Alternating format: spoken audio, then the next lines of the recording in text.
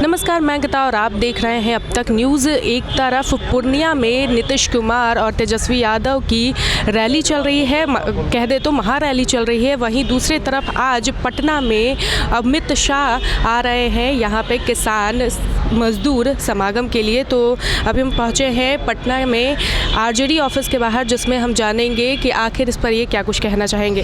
तो आपसे यही जानेंगे कि एक तरफ पूर्णिया में महागठबंधन की रैली चल रही है, दूसरी तरफ अभी अमित शाह यहाँ पे आने वाले हैं, क्या कहेंगे कि क्या?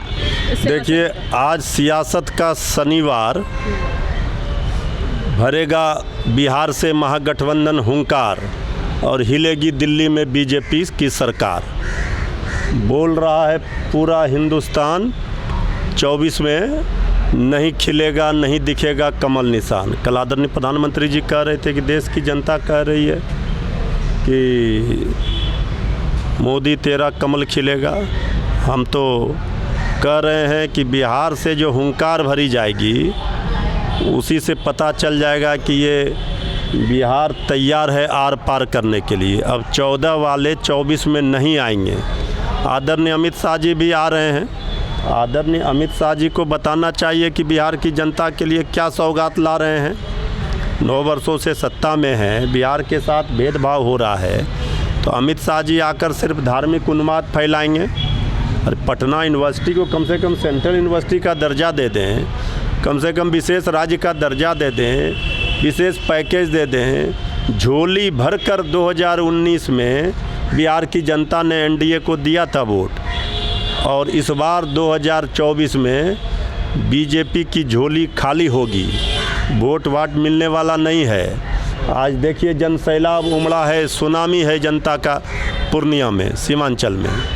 और आदरणीय अमित शाह जी के सभाओं में तो कुर्सी पर भी बैठने वाले लोग नहीं हैं, कुर्सी खाली है।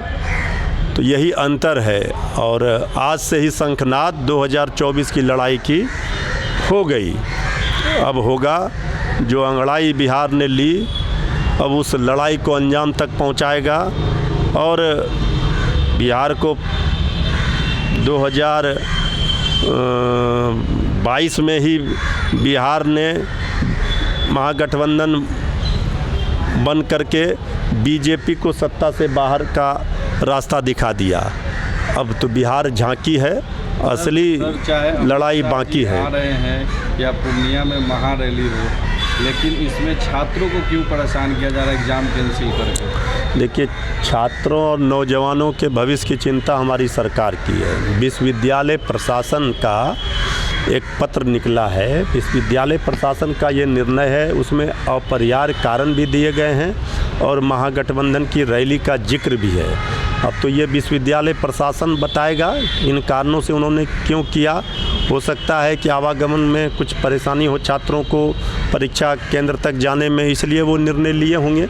लेकिन विश्वविद्यालय का प्रशासन का हेड राजभवन होता है, इससे सरकार का कोई लेना देना नहीं। एक और सवाल लेंगे कि अभी किसानों के लिए रोड मैप तैयार किया गया, चौथा रोड मैप तैयार किया गया, जिसके कारण बापू सभागार में प्रोग्राम भी हुआ।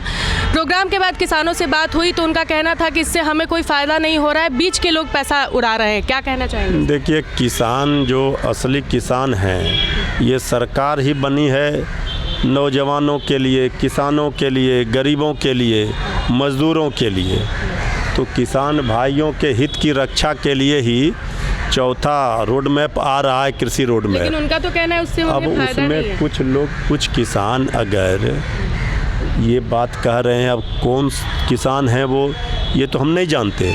लेकिन सरकार का स्पष्ट कहना है, आप लोग सब लोग जानते हैं कि ये सरकार पढ़ाई, कमाई, दवाई, सिंचाई, सुनवाई, कार्रवाई वाली सरकार बनी है।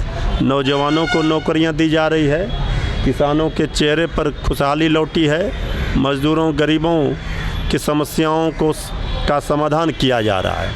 और अगर प्रदर्शन कर रहे हैं सड़कों पे, देखिए, लोकतंत्र में तो अधिकार है सबको अपनी मांगों को रखने का, लेकिन थोड़ा इंतज़ार करें। अभी तो 6 महीने 7 महीने हुए हैं सरकार के, इसके बाद भी आप देख रहे हैं तत्परता से प्राथमिकता के आधार पर अभ्यर्थियों की नियुक्ति की जा रही है। और जितने लोग आज सड़कों पर अपनी मांगों को लेकर प्रदर्शन कर रहे हैं, कुछ ही महीने में उनके भी समस्याओं का समाधान होगा, उनके भी चेहरे पर खुशहाली आएगी। तो इसमें इतना समय क्यों लग रहा है? 3 महीने बीत चुके हैं। हर चीज़ का नियम है और उस नियम के तहत ही कुछ काम होंगे। तो सरकार इसमें प्रयत्नशील है, लगातार इस प्रयास में है कि बहुत जल्द से जल्द नौजवानों को, अभ्यर्थियों को, सबको नियुक्ति पत्र दे दिया जाए। इसमें काम किया जा रहा है और बहुत जल्द इसके परिणाम दिखेंगे। सर, एक अंतिम सवाल सर, सहकारिता मंत्री जी का बयान आता है कि हिजड़ों का फौज 8 साल बाद होगा। देखिए, सेना पर हम लोगों को गर्व है। देश की सेना के शौर्य और पराक्रम को हम सलाम करते हैं। जय जवान जय किसान का देश है। जो जवान हमारे देश की आन बान शान है, इस पर कोई सवाल उठा ही नहीं सकते। माननीय मंत्री जी ने जो बातें कही है वो अग्निवीर योजना को लेकर वो कह रहे थे, इसमें कुछ बात उन्होंने आपत्तिजनक कर दी जिसको लेकर विवाद है। उनका कहने का शब्दों पर मत जाइए, भाव कुछ और था। और अगर उन्होंने ये बातें कही है तो इस बात को उन्होंने फिर सफाई भी दे दी है कि वो खुद ही, उनके दादाजी स्वतंत्रता सेनानी थे। आज़ादी की लड़ाई में उनके परिवार से कितने लोग, तो हम तो कह रहे हैं कि उन्होंने सफाई दे दी है, खंडन, उनके कहने का भाव कुछ और था। बहुत बहुत धन्यवाद। तो अभी हमने बात की पूर्णिया रैली से लेकर अमित शाह के आज यहाँ पे किसान मजदूर समागम को लेकर, तो क्या कुछ कहा इन्होंने आपने सुना ही। साथ ही हमने छात्रों से लेकर बहुत सारी बातें कही जिस पर विवाद कहीं ना कहीं चल रहा है, जिस पर क्या कुछ कहा इन्होंने आपने सुना। अब ये तो कहने की बात है, इस पर सच में कुछ काम होता है या नहीं, क्योंकि अगर बात करें वार्ड सचिव हो या फिर कई ऐसे अभ्यर्थी जो पटना के गर्दनीबाग में धरना प्रदर्शन दे रहे हैं, वो अभी तक उनका कुछ काम नहीं हुआ है। 3 महीने से ज़्यादा बीत चुके हैं।